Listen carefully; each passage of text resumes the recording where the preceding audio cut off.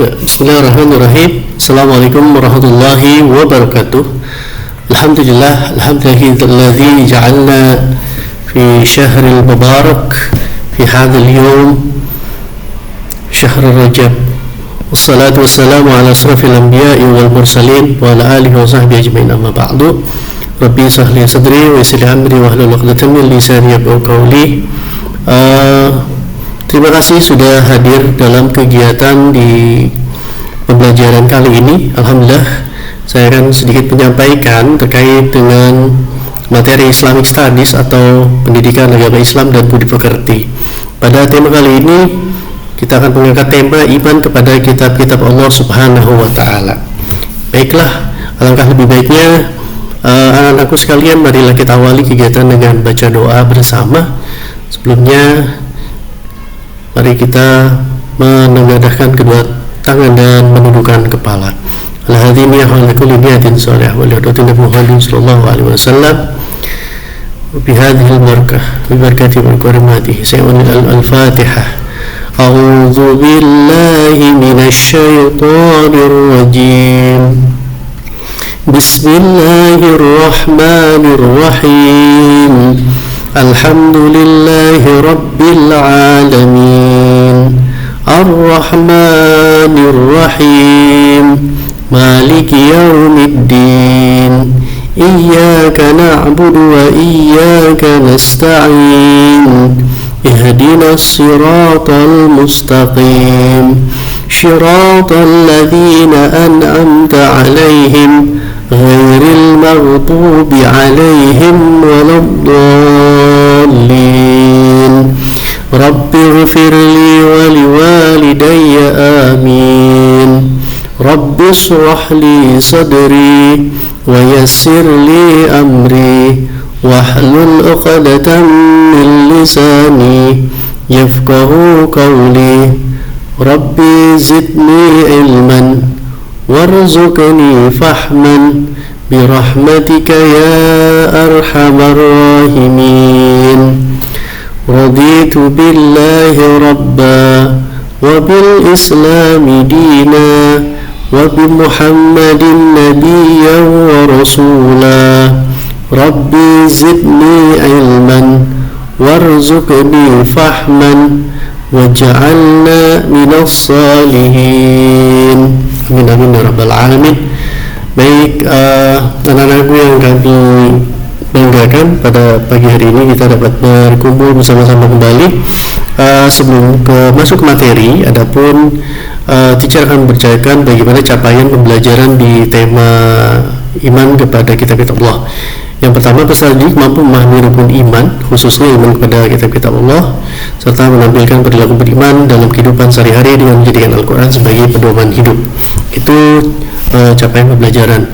Adapun tujuan pembelajarannya ada 4. Yang pertama, menjelaskan pengertian iman kepada Allah, kepada kitab-kitab Allah dengan bahasa sendiri. Jadi teman-teman nanti bisa menyebutkan kitab-kitab Allah dengan bahasa sendiri, dikembangkan lagi agar lebih luas lagi. Yang kedua, menyebutkan nama-nama kitab Allah beserta para rasul penerimanya. Otomatis dari satu kitab ada yang menerimanya, dan ini butuh juga dijelaskan, jangan sampai tertukar nanti antara kitab A dan kitab B. Nah, siapakah nabi yang menerimanya? Lalu yang ketiga, menjelaskan fungsi dan kandungan pokok kitab-kitab Allah Subhanahu wa Ta'ala yang pernah diturunkan, baik itu kitab-kitab nabi-nabi yang lampau atau nabi akhir zaman. Dan yang keempat, menunjukkan sikap beriman kepada kitab-kitab Allah melalui perilaku mencintai, membaca dan mengamalkan Al-Quran. Nah, untuk inti materi kali ini, yang pertama adalah pengertian iman kepada kitab-kitab Allah. Kedua, nama-nama kitab Allah, ada Taurat, Zabur, Injil, Al-Quran, dan perbedaan kitab dengan suhuf. Al-Quran sebagai kitab terakhir dan penyempurna. Dan yang ke-9 adalah contoh perilaku beriman kepada kitab Allah dalam kehidupan sehari-hari yang bisa kita amalkan. Nah, berikut proksem ini di pertemuan kita yang pertama, sesuai dengan kesepakatan dan pembelajaran kita di tahun 2025-2026 pembelajaran kali ini, memahami makna beriman kepada kitab-kitab Allah, yaitu iman kepada kitab-kitab Allah Subhanahu wa taala. Dan ini sudah masuk kepada program semester kita di SMP Al-Azhari Al-Falah. Nah, berikut masuk kepada pertanyaan pemantik. Nah, satu, mengapa Allah menurunkan kitab-kitab kepada para nabi? Ini menjadi pertanyaan dan yang harus dijawab oleh anak-anakku, para siswa-siswi. Dan apa yang terjadi jika manusia tidak memiliki pedoman dalam kehidupan sehari-hari? Nah, pastikan sudah bisa menjawab. Contohnya, kita mau pergi ke pasar. Ada dua kendaraan yang disiapkan, mobil dan motor. Otomatis keduanya kita harus tahu pedoman utamanya, bagaimana cara menggunakannya. Jikalau tidak ada keduanya pedoman dalam menggunakan mesin tersebut, apa yang terjadi? Nah, berikut juga sama halnya dengan bagaimana manusia ketika tidak diberikan pedoman dalam kehidupan. Nah, lalu yang kedua, di era digital saat ini, bagaimana cara remaja menunjukkan sikap beriman kepada Allah, beriman kepada Al-Quran dalam kehidupan sehari-hari. Nah, baiklah, kita masuk ke materi. Nah, di sini sudah ada ayat Quran. Mungkin teman-teman sudah sering membaca atau mendengar ayat ini dan familiar sekali, karena posisinya adalah di surat Al-Baqarah. Ya, kita baca sama-sama. A'udzu billahi minasy syaithanir rajim. Bismillahirrahmanirrahim. Dzalikal kitabu la raiba fihi hudan lil muttaqin. Shadaqallahul azim. Kitab ini, yaitu Al-Quran, tidak ada keraguan padanya, petunjuk bagi mereka yang bertakwa. Surat Quran Al-Baqarah ayat kedua. Oke, yang pertama, pengertian iman kepada kitab-kitab Allah. Iman kepada kitab Allah adalah mempercayai dan meyakini sepenuh hati bahwa Allah Subhanahu wa taala telah menurunkan kitab-kitabnya kepada para nabi atau rasul yang berisi wahyu Allah untuk disampaikan kepada seluruh umat manusia. Nah, arti iman di sini adalah percaya, yakin, baik dalam lisan maupun dalam hati. Dalam hati diyakini dan dalam lisan digerakkan oleh bahasa tubuh kita. Itu yang disebut iman. Jadi kedua antara hati dan juga zahir wal batin yang harus kita sama-sama terapkan dalam kehidupan sehari-hari. Nah, berikut nama-nama kitab Allah Subhanahu wa taala dan rasul yang menerima. Allah Subhanahu wa taala menurunkan kitab kepada para nabi dan rasul. Kitab-kitab Allah yang wajib kita imani ada 4. Apakah lebih dari itu? Nah, ini wajib kita imani, hanya 4. Nah, yang pertama adalah Taurat. Kitab Taurat diwahyukan kepada Nabi Musa alaihi salatu wassalam, yang mana beliau mendapatkan wahyu di Bukit Tursina. Kalau saat ini kondisi geografisnya bisa masuk dalam negara Mesir, yaitu pada abad 12 sebelum Masehi, 12 before century. Dan pokok-pokok ajaran daripada kitab Taurat ini berisi tentang akidah, yaitu tauhid dan hukum-hukum syariat yang memang terjadi dan diterapkan di zaman Nabi Musa alaihi salatu wassalam. Nah, otomatis kitab yang Allah turunkan disesuaikan dengan kondisi zamannya. Jadi kitab-kitab Allah ini adalah kitab yang bisa menjadi satu pedoman dalam kehidupan sehari-hari dan disesuaikan dengan kondisi zaman dan kondisi geografis pada saat itu.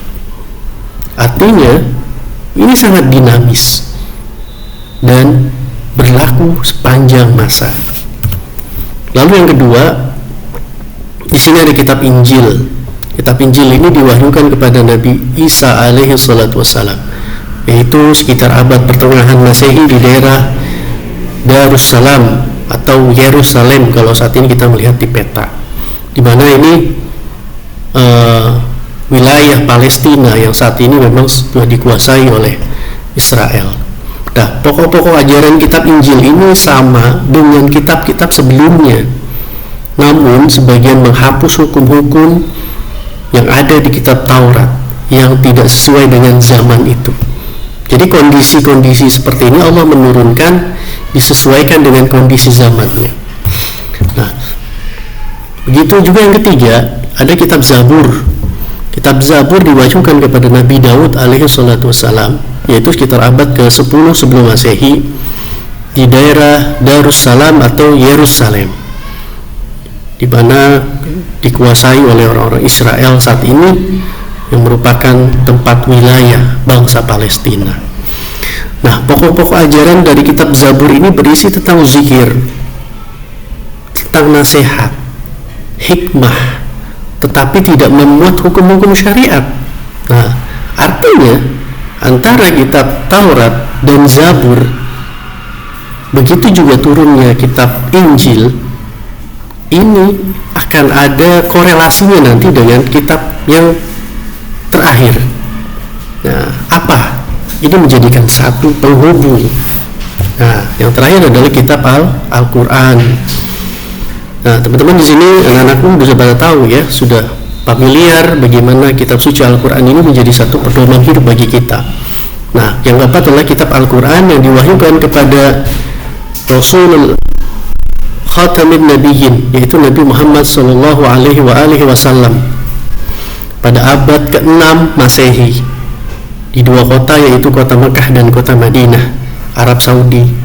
Dan yang mana kenapa di dua kota ini menjadikan satu pertanda kota Mekah dan Madinah menjadi satu kota turunnya ayat-ayat suci Al-Quran.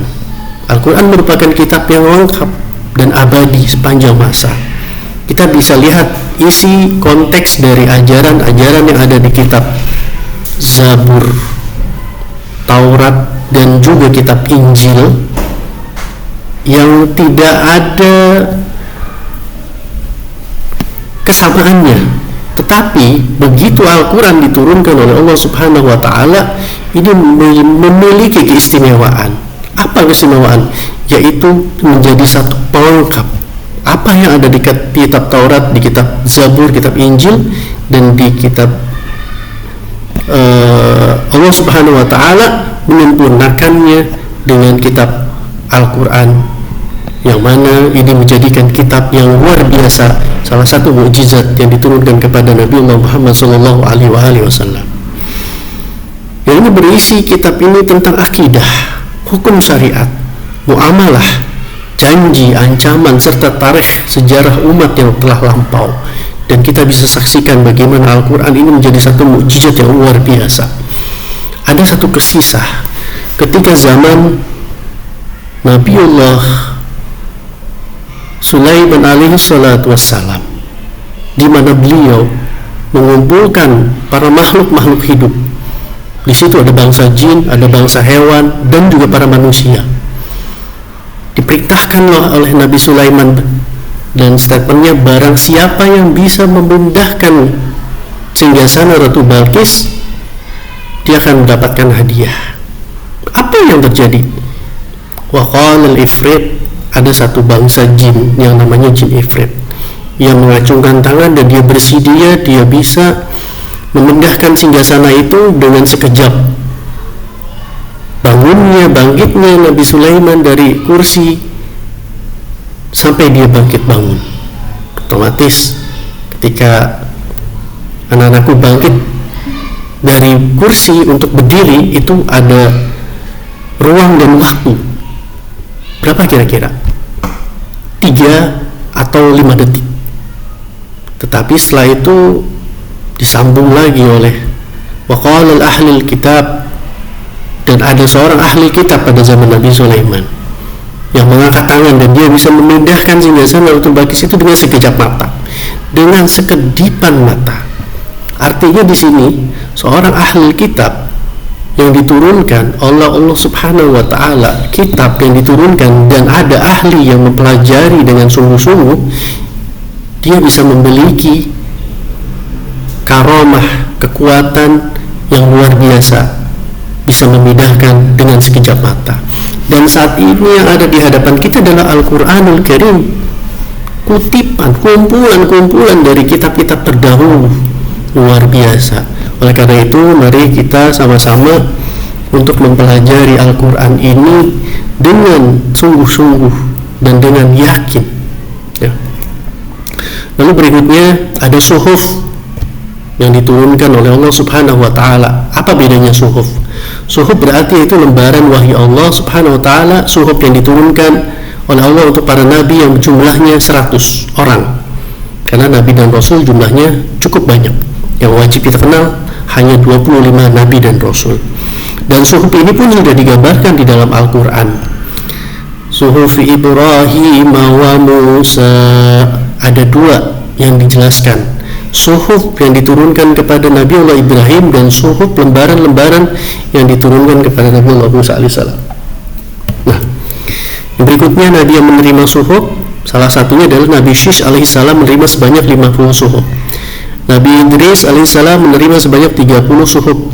Nabi Ibrahim alaihissalam menerima sebanyak 10 suhuf dan Nabi Allah Musa alaihissalam menerima sebanyak 10 suhuf. Nah, berikutnya kita beranjak ke materi selanjutnya adalah cara beriman kepada kitab suci Al-Quran yang harus kita yakini, yang harus kita imani dan harus menjadi pedoman dalam kehidupan kita sehari-hari. 1. Meyakini bahwa Al-Quran merupakan wahyu dari Allah Subhanahu wa taala. 2. Meyakini bahwa isi Al-Quran mengandung kebenaran yang murni dan mutlak, artinya tidak bisa ditolak dan tidak ada selain Al-Quran yang merupakan satu pedoman dalam kehidupan kita sehari-hari. Ketiga, membaca, mempelajari, memahami dan mengamalkan ajaran yang ada di dalam Al-Quran. Dan keutamaan Al-Quran dari kitab-kitab lain adalah Al-Quran terpelihara kemudiannya hingga akhir zaman. Tidak ada sesuatu makhluk pun yang dapat menandingi kehebatan Al-Quran. Membaca Al-Quran merupakan ibadah. Isi Al-Quran mencakup semua aspek kehidupan manusia dan sesuai dengan fitrah manusia. Dan hikmah iman kepada kitab-kitab Allah yang pertama adalah mempertebal keimanan kepada Allah Subhanahu wa taala. 2. Mengetahui perhatian Allah Subhanahu wa taala terhadap hamba-hambanya, menjadikan hidayah bagi setiap umat. Yang ketiga, mengetahui hikmah Allah Subhanahu wa taala menurunkan kitab-kitab atau hukum-hukumnya sesuai dengan keadaan setiap manusia. Yang keempat, meyakini kita bahwa Al-Quran adalah risalah Nabi dan Rasul. Yang kelima, menyadarkan kita akan kasih sayang Allah Subhanahu wa taala. Dan terakhir, menanamkan sikap toleransi terhadap penganut agama lain.